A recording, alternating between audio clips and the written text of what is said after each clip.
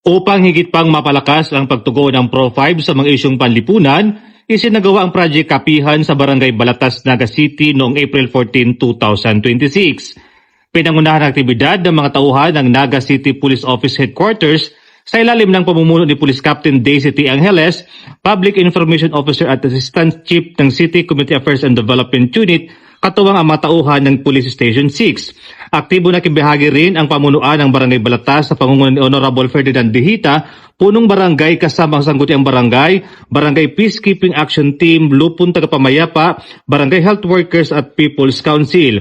Ayon kay Police Captain Daisy T. Angeles, layunin ng Project Kapihan ang magsilbing bukas na plataporma para sa dialogo sa pagitan ng kapulisan at komunidad. So, ang layunin ng Project Kapihan or kolaborasyon at aktibong ugnayan ng pulis at barangay, epektibong hakbang at aksyon sa mga isyong pangkapayapaan at kaayusan, katulong ang nagkakaisang komunidad kasama ang kapulisan na magsilbing bukas na plataporma para sa dialogo sa pagitan ng kapulisan at komunidad.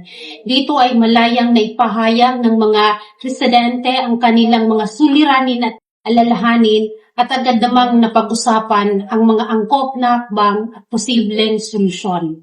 Ipinapakita ng proyekto na ang kapayapaan ay nakakamit sa pamamagitan ng sama-samang pagkilos at pagbukas ng komunikasyon ng pulisya at mamamayan. Isa rin itong patunay sa patuloy na pagsisikap ng Pro5 na palakasin ang community engagement bilang bahagi ng PNP-focused agenda.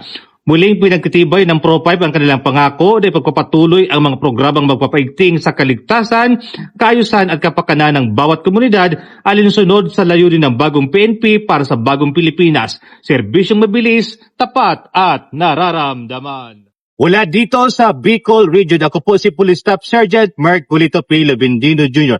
Nag-uulat para sa Police News Network at ito ang bagong PNP para sa bagong Pilipinas. Serbisyong mabilis, tapat at nararamdaman.